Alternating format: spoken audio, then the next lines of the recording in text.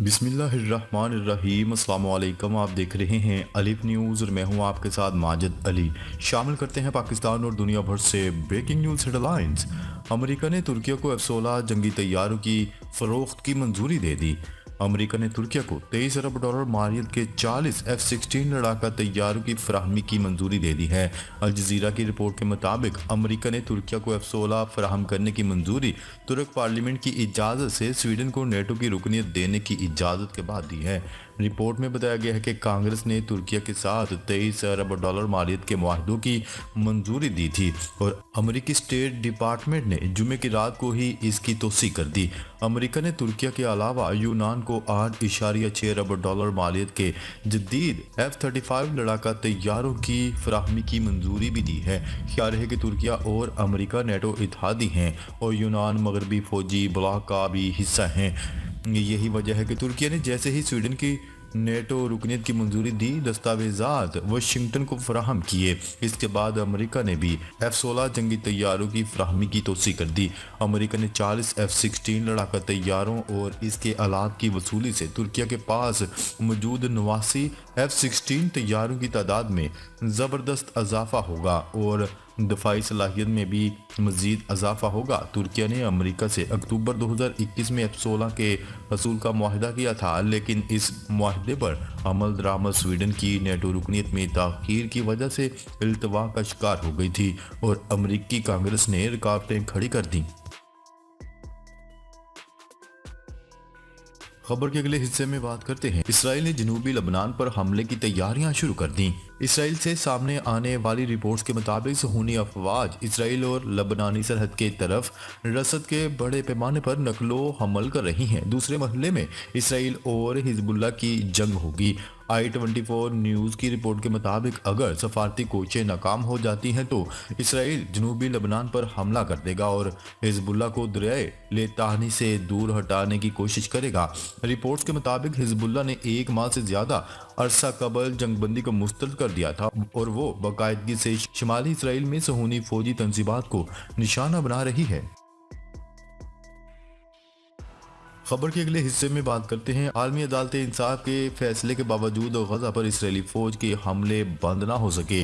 सहूनी फौज की बमबारी से एक रोज में मजीद 183 फलस्तीनी शहीद हो गए। अल नसर हस्पताल में बिजली की फराहमी मअतल हो चुकी है। शहादतों की तादाद 26,000 से तजावज़ कर गई, जबकि 66,000 से ज़ायद फलस्तीनी जख्मी हो चुके हैं। हज़ारों अफराद लापता। अमरीका ने अक़वाम मुत्तहिदा के ज़ैली अदारे ओनर्स की इमदाद बंद कर दी। 4 वर्कर्स के इसराइल पर हमले में मुलव्वस होने का इल्ज़ाम लगाया गया। गजा के रहायशियों ने मजम्मत करते हुए आलमी अदालत इंसाफ के फैसले के बाद इसे नाकाम अदालत करार दे दिया। इसराइल ने रात गए एक बार फिर खान यूनिस में अल अक्सा यूनिवर्सिटी, अल नसर, अल अमल और अल खैर हस्पताल के करीब बमबारी की और रहायशी इमारतों को निशाना बनाया। खबर के अगले हिस्से में बात करते हैं। गजा से मुतल्लिक आलमी अदालत इंसाफ का फैसला बरतानिया इसराइल की हमायत में सामने आ गया। गजा में फ़लस्तीनियों की नस्लकुशी पर आलमी अदालत इंसाफ से रुसवा होने वाले इसराइल की मदद के लिए अब बरतानिया भी सामने आ गया। गैर मुल्की खबरसा इदारे की रिपोर्ट के मुताबिक बरतानिया का कहना है कि गजा में इसराइली इकदामात नस्लकुशी के तौर पर नहीं लिए जा सकते। तर्जमान foreign commonwealth and development office ने अरब मीडिया से गुफ्तगू करते हुए कहा कि हमें इस केस पर तहफ़्फ़ुज़ात हैं। जनूबी अफ्रीका ने आलमी अदालत में केस लाकर गलत और इश्तियाल अंगेज काम किया। याद रहे, आलमी अदालत इंसाफ ने जनूबी अफ्रीका की दरख्वास्त पर इसराइल की जानिब से फ़लस्तीनियों की नस्लकुशी से मुतल्लिक दरख्वास्त पर अपने अबूरी फैसले में करार दिया था कि इसराइल की जानिब से फ़लस्तीनियों की नस्लकुशी किए जाने के इल्ज़ामात में से कुछ दुरुस्त है। इसराइल गजा में इंसानी इमदाद की इजाज़त दे। आलमी अदालत इंसाफ के 17 रुकनी पैनल में से 16 जजेस मौजूद थे और सदर आलमी अदालत इंसाफ ने अबूरी फैसला सुनाया। खबर के अगले हिस्से में बात करते हैं। पाकिस्तान की सलामती ईरान की सलामती है। ईरानी सदर ایران کے صدر ابراہیم رئیسی کا کہنا ہے کہ ایران پاکستان کی سلامتی کو اپنی سلامتی سمجھتا ہے اور اقتصادی تعلقات کی ترقی تہران کی ترجیح ہے۔ ایرانی صدر ابراہیم رئیسی نے یہ بات تہران میں پاکستانی سفیر مدثر ٹیپو سے ملاقات میں کہی۔ پاکستانی سفیر نے ایرانی صدر کو سفارتی اسناد پیش کی۔ اس موقع پر ایرانی صدر نے اپنے ملک میں 9 پاکستانیوں کے قتل پر افسوس کا اظہار کیا اور کہا کہ تہران پاکستان کے ساتھ ہم آہنگی اور اچھے ہمسائیگی پر مبنی پالیسی پر عمل پیرا ہے۔ انہوں نے کہا کہ ہمیں پاکستان کے ساتھ بدامنی پھیلانے کے بجائے امن کو فروغ دینا ہوگا، کشیدگی پیدا کرنے کی کوششوں کا مقابلہ کرنا ہوگا۔ پاکستانی سفیر کا کہنا ہے کہ پاکستان تہران کے ساتھ برادرانہ تعلقات کے نئے باب کے آغاز کے لیے تیار ہے۔ پاکستان دشمنوں کو مشترکہ سرحد سے فائدہ اٹھانے کی اجازت ہرگز نہیں دے گا۔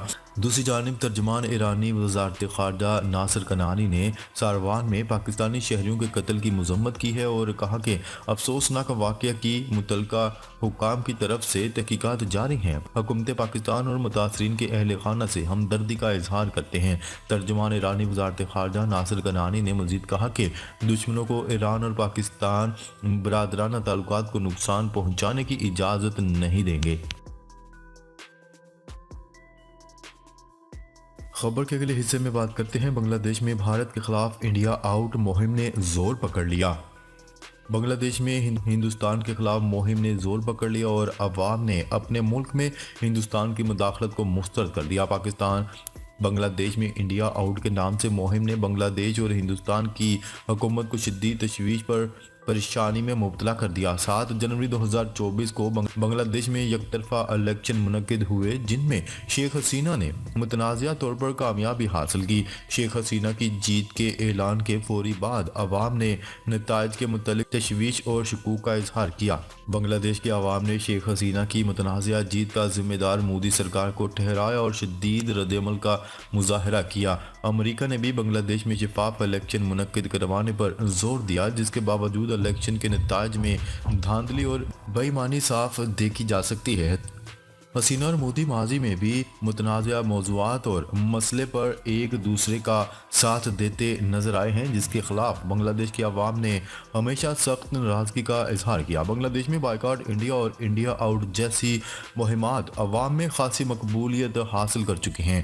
بائیکاٹ انڈیا کے نتیجے میں بنگلہ دیش کے عوام نے ہندوستانی اشیاء کو مکمل ختم کر دیا، جس سے دونوں ممالک کی تجارتی تعلقات بری طرح متاثر ہو رہے ہیں۔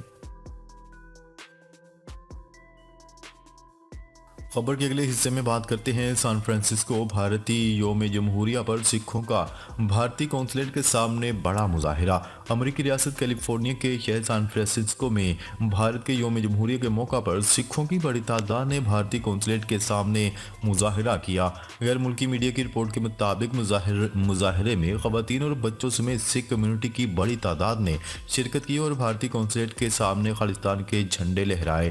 یاد رہے سان فرانسسکو میں سکھوں کی جانب سے علیحدہ وطن کے مطالبے کے لیے خالصتان کا ریفرینڈم بھی آج منعقد ہو رہا ہے۔ مظاہرے میں بھارتی وزیر اعظم نریندر مودی کے خلاف نعرے لگائے گئے اور بھارتی پرچم نظر آتش کر دیا گیا۔